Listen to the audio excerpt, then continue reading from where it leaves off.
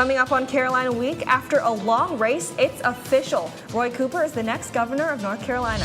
Dead sea lions are washing up on the shores of Chile. We'll tell you why. For the holidays, you can't beat these home sweet homes. All that and more, Carolina Week starts right now.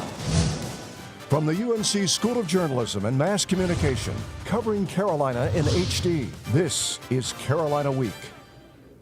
A month after Election Day, North Carolinians finally know who our next governor is. Good afternoon, I'm Caleb Waters. And I'm Jacqueline Lee. Democratic candidate Roy Cooper will be taking the helm. The governor's race made national headlines after incumbent Governor Pat McCrory filed complaints and requested recounts. His concession this week marked the end of a drawn-out process. Reporter Katie Wilkinson joins us live in the studio with more. Katie. According to the State Board of Elections, Roy Cooper received 10,292 more votes than Pat McCrory.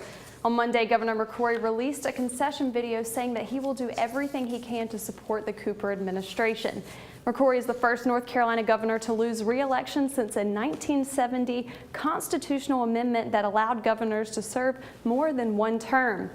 Cooper first declared victory on election night, but held another victory rally last night in Raleigh. We asked students how they felt about McCrory's loss. I wasn't a fan of his education plans and his passage of HB2, so I'm very excited to finally have a Democratic governor. I thought it was pretty interesting because it's showing that people's voices are being heard, because I feel as though if he was kept in office, that kind of discredits the feelings and opinions of a lot of other people. So he was elected by a democratic system, and he should have respected that and conceded when it was time, and it was kind of unfair to Roy Cooper and pretty undemocratic. And I think that it was just him being a sore loser and not wanting to accept the fact that the people have spoken and they didn't want him in office. Now Cooper has about 1 month to prepare for his inauguration and name his cabinet. Jacqueline? Katie Wilkinson live in the studio. Thanks, Katie. President-elect Donald Trump visited Fayetteville last night as part of what he's calling his thank you tour. There he introduced his pick to lead the Defense Department, General James Mad Dog Mattis. At the rally, Trump said North Carolina was key to his victory. And I'm here today for one main reason, to thank you, the people of North Carolina, for being so incredible. We want to thank you. Now, Trump will be wrapping up the week with stops in Iowa and Michigan. After Donald Trump won the presidential election, many undocumented students wondered how his immigration plan would affect their jobs and education. Reporter Laura Brache met an undocumented immigrant who worried her life is about to change. This is Amirani. She's a 21-year-old from Durham. She works as a caregiver at Duke Hospital. She's also undocumented. Amirani received deferred action for childhood arrivals, or DACA, back in 2012. But after this year's election, she believes life as she's known it is about to change. Cancel unconstitutional executive orders. I have DACA, which means that the moment that they take away DACA, I'm out of a job. The thing that has helped me, like financially, help my family. Attorneys who handle these kinds of cases, like Yesenia Polanco, advise undocumented people to not worry just yet. We're hoping that the community understands and continues to live their life normally, peacefully, working hard for their children, sending their children to school, and avoiding interactions with the police and ICE. Deborah Weissman of the UNC School of Law believes law enforcement in our area is not going out of their way to arrest immigrants, and that although President-elect Trump has appointed officials openly against immigration, enforcing some policies in his platform would be very hard to achieve. I don't know that there'll be a mass deportation just because of the bureaucratic burden to accomplish that. But that doesn't mean that the threat of that isn't real, isn't palpable, and doesn't affect our community. So people are scared. Amirani worries about her friends and family who are thinking about renewing their DACA. And for the time being, her only option is waiting. I know a lot of people, they're doing the renewals now. And it's like, you run that risk of not getting renewed again and being listed as to be deported. In Chapel Hill, I'm Laura Brache reporting. Polanco urges any of those who are undocumented to carry any form of identification possible at all times. Mexican nationals in the area can request identity cards at the consulate in Raleigh. UNC students have voted for a $10 increase in student fees. $5 of those dollars will go to student organizations, and the other $5 will go to the Student Activities Fund office. Really strong increase in demand for funding that we've been seeing from student organizations. You know, I think we're up to like almost 800 student organizations now. Just a few years ago, it was only 600. And Student Congress gets a large portion of the student organization fee for the sole purpose of allocating out to student organizations. Now, if approved by the Board of Governors, the fee will go into effect during the next academic year. On a recent trip to Chile to report about UNC's solar telescope, I discovered a different issue, one that would horrify animal rights activists.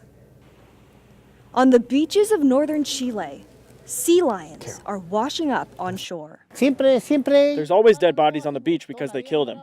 That's Luis Patricio Duvo. He's lived near these waters his whole life. The fishermen have to kill the sea lions because the sea lions come really fast to get the fish from the nets. Clam diver Jose Samuel Guzman Salinas says the killings are normal in Chile. If you ask them if they kill sea lions, they'll say no. They kill sea lions with dynamite, but they're not going to tell you. No one is going to tell you openly about killing them, so you need to go to Coquimbo. Just a 15-minute drive away, Coquimbo is the center of the fishing industry. Amid the fish markets and fishing boats is Enrique Lopez Gonzalez. He is no stranger to killing sea lions. Yeah, I had to do it. There were like 200 and they were messing around with the nets. Lopez Gonzalez says killing them is sometimes necessary. They come up to the boat, they flip it, they ruin the really expensive boat motors, and when they flip the boats, there's nothing you can do. But some sea lions die unintentionally. They get caught in the nets and drown because they can't get out and breathe. Fishermen cut them out and then they float away. He keeps a reminder on his wall about the dangers they pose. A diver was working when he got attacked by a sea lion because the sea lion was hungry. And this was the result. 18 stitches. It's an issue of life and death. Fishermen need to make a living, but sea lions need to eat. And the fishermen are saying the sea lions' appetites are getting out of control. There are so many sea lions, like 20,000, and there are more sea lions than fish, which is a problem for fishermen because we can't fish. Regional Manager Gerardo Cerda is part of the government agency in charge of protecting fishing and the environment, including tracking the sea lion population. 5 to 6 years ago, a large sea lion colony moved to the beach. The sea lions started feeding off the old fish the fishermen threw to the sea, leading to their population growth. To increase the catch of fish while dealing with the growing sea lion population, Some fishermen use the sound waves created by dynamite to scare off the sea lions. But this hurts animals in the area. It can even kill them. in Chile, using dynamite while fishing is illegal. Still, Even though there's clear proof of intentionality, there is no evidence to support this claim. Cerda asserts most of the dead sea lions you see on the beach aren't from fishermen. They die from natural causes, they get sick or they fight with each other, and they wash up on the beach. There's only a few cases where they die from fishermen. Sad. It's sad to kill them because they need food like us, but they're causing us damage. It's us or them. As the sea lion population grows, along with their appetites, the fishermen's catch shrinks even more, threatening fishermen like Lopez Gonzalez and their way of life. At the moment, the Chilean government doesn't have any solutions for the sea lion overpopulation. It's the tea that the federal government wanted to ban. Up next, we'll tell you about the local coffee shop that serves kratom. Patriotism.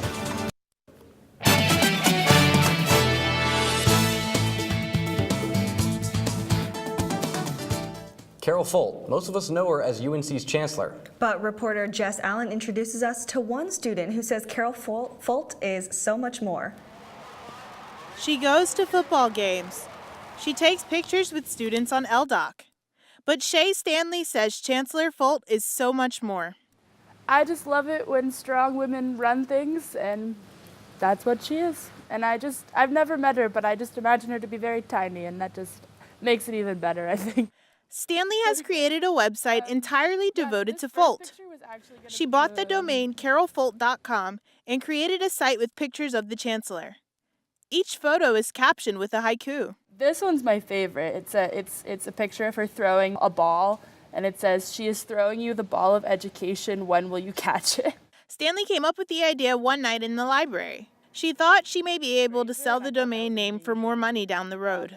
I kind of didn't do anything with it for a while, and then my friends kind of showed it to their friends, and I didn't really realize it was big until my friends were like, Shay, a complete stranger was showing this to me today. Soon, one of her friends posted on the Overheard at UNC Facebook group. She has been referenced on Twitter too.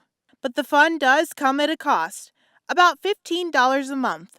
I definitely can't afford to do that, but I make it work. I'm like, do I eat or do I pay for CarolFolt.com? What started as a night of procrastination has now turned into a masterpiece. In Chapel Hill, I'm Jess Allen reporting. Stanley says she hopes to pass on the website to another Tar Heel after she graduates.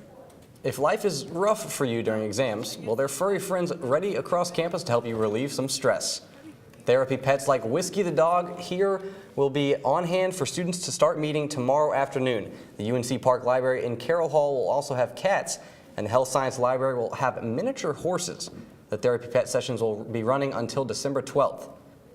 So some people use animals, some people turn to recreational drugs to relax, and Kratom is one that's been getting a lot of attention.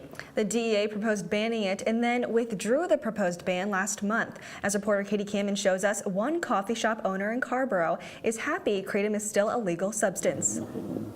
Robert Roskind is the founder and owner of Oasis, a coffee shop and tea house in Scarborough. But Roskind doesn't just serve products you'd find at your local Starbucks. He also serves Kratom. It's a plant from the Far East that's been used for generations out there. Kratom is a member of the coffee family, but it comes with a special twist. According to Roskind, depending on the type of Kratom purchased, a distinct experience follows consumption, like pain relief. And I've had 40 or 50 people come in here with pain they just had for a day to pain they've had for decades. In every case, within the 1 hour of their first use of red Kratom, the pain's gone. Mental health improvement. Depression, good benefit for depression. It gives you a good mood elevation for 8-10 hours. Anxiety, it's good for that too. And even addiction relief. And a lot of people who are struggling with addiction, opiate addiction, even heroin addiction, alcohol addiction, are able to get rid of the addiction by using Kratom. According to the DEA, Kratom is listed as a drug and chemical with no legitimate medical use. It says the drug has a high potential for abuse and has health risks including seizures, vomiting, hallucinations, and death. The DEA says it's aware of 15 Kratom-related deaths between 2014 and 2016, but Roskind maintains that Kratom is a positive substance. This is a way you take control over your emotional state in a botanical, herbal, organic way. So for your generation who's going to spend 50, 60, 70 more years on the planet, it's a nice thing to get acquainted with. And he says right now he has no plans to stop offering it. In Scarborough, I'm Katie Kamen reporting. Although Kratom is still legal in North Carolina, 6 states have made the drug illegal. It's also banned in several countries. A Chapel Hill staple will be reopening after a devastating fire this past summer. La Residence, the family-owned restaurant, shut down in June after an air conditioning unit in the kitchen short-circuited and caught fire. Operations manager John Gualtieri said he's confident that the restaurant will be opening January 5th. Gualtieri says the construction took longer than expected, and the restaurant's first opened back in 1976. The streets of Chapel Hill are about to get a little more colorful. In the coming weeks, workers will install 3 crosswalks designed by local artists. The colorful additions will soon be at the intersections of East Rosemary Street at Henderson Street, West Rosemary Street near Shortbread Lofts, and Cameron Avenue at Wilson Street and the Granville Towers entrance. The crosswalks will increase pedestrian visibility for drivers. Officials say you should expect minor traffic delays at these locations once installation begins. Fall is slowly coming to an end, but it doesn't look like winter yet. Is the winter weather coming soon? Meteorologist Alex Commit has the forecast coming up next.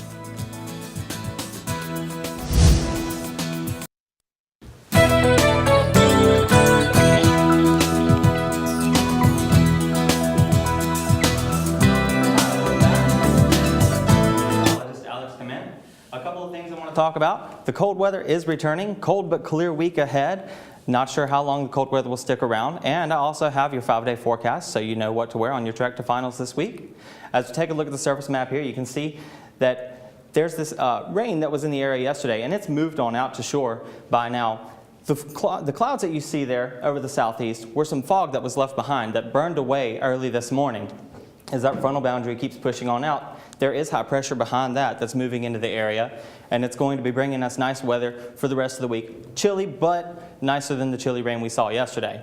You take a look at tomorrow, you can see here's that high pressure system that is taking the place of the area, and then the motion of this high pressure system is actually going to be pushing in cold air down, bringing us lows in the 20s for this weekend, so definitely get ready to bundle up.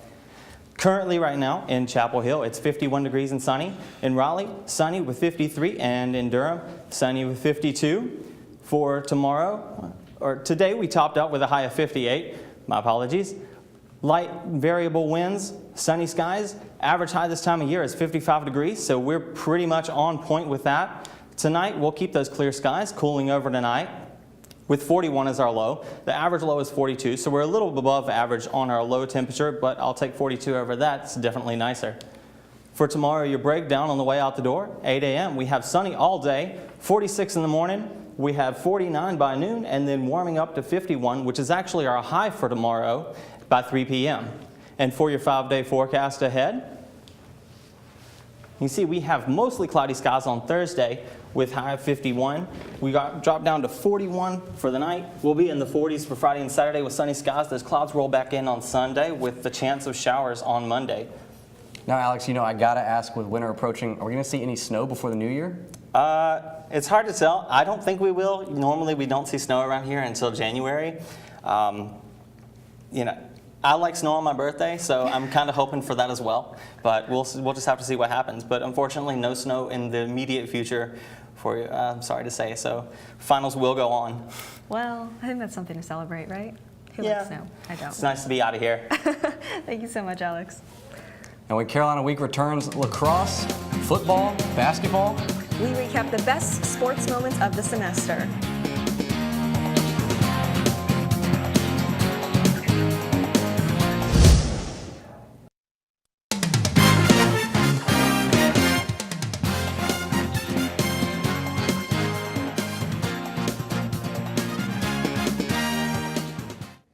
Welcome back to Carolina Week. I'm Rivers Upchurch with sports. The semester comes to a close today, but the season continues for the men's soccer team. 9th-seeded Carolina will play 5th-seeded Stanford in Houston on Friday night. The winner will face off against either Denver or Wake Forest in the championship on Sunday. The Tar Heels faced the Cardinal last at the 2001 Final Four when the Heels took home a 3-2 W after a quadruple overtime match. That Tar Heel team went on to beat Indiana and do what this year's squad hopes to do by winning it all. Here's how Carolina got there. Quarterfinals, scoreless until the second overtime. Drew Murphy punches Carolina's ticket to Houston as the junior transfer scores his first goal ever as a Tar Heel. A well-struck ball with just enough pace to get past the keeper. Murphy was still on cloud 9 after the match. The ball came into me and I'm left-footed and it was kind of just like close my eyes and shoot. I don't really remember, to be honest. That's why I'm struggling with what to say, but best moment of my life.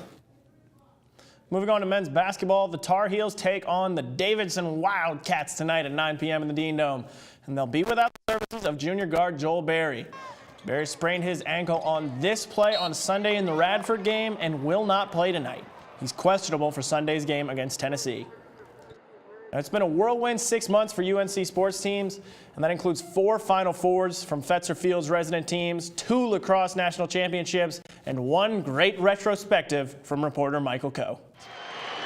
The Tar Heels and perfection in Philly, North Carolina, the 2016 national champions. Skip past to Cloutier, it's over!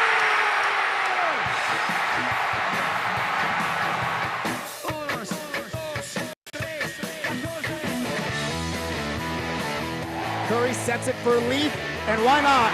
Taylor Leaf finishes it off. North Carolina upsets the Badgers. TJ Logan, he's got a step. Touchdown. There's the shot, and they score! And the Tar Heels have advanced. Switzer with the catch, first down. They can get in the end zone here. They'll be looking back on this game for a while. With 5 seconds, he's going to throw it. Howard Leaf He has it. Touchdown. Carolina back from the dead. A remarkable comeback for the Heels. Drew Murphy has sent the North Carolina Tar Heels to the College Cup. He doesn't want a first down. He wants a touchdown. He's going to have to hit this absolutely perfectly from 54 yards. It's going to have to be the kick of his life. 4 seconds to go. Good! And it's with yes, a sir. 54-yard field goal. The Tar Heels come in and steal one.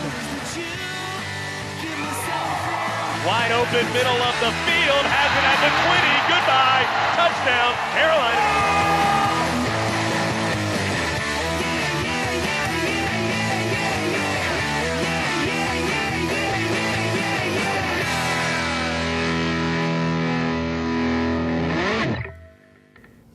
Well, that's a great recap. There's not much time to reminisce. Women's volleyball plays UCLA in the regionals on Saturday. The football team will play in the Sun Bowl against Stanford on December 30th. And as we mentioned already, men's soccer looking for its first national title since 2011. So in regards to football, when we play Stanford in the Sun Bowl, what is your prediction? Stanford is a run-heavy team. They got big linemen. They run the ball. They lost their senior quarterback from last year, and their game plan this year has been almost exclusively give the ball to Christian McCaffrey and see what happens. And Carolina has struggled against the run all year. James Conner torched us. Dalvin Cook torched us. Duke's running back and quarterback torched us. So I got to say I'm not predicting a very good Sun Bowl for Carolina. I think that expectations were sort of high coming into this year, and the Sun Bowl is not really where the team wanted to end up. So unfortunately, I think Stanford may win by about 2 touchdowns. Rivers Upchurch, always bringing it with the sports. Thanks so much, Rivers. Thanks for having me. The last day of class calls for a celebration. And what can be more fun than making and eating gingerbread houses with hundreds of your closest friends? That's up next.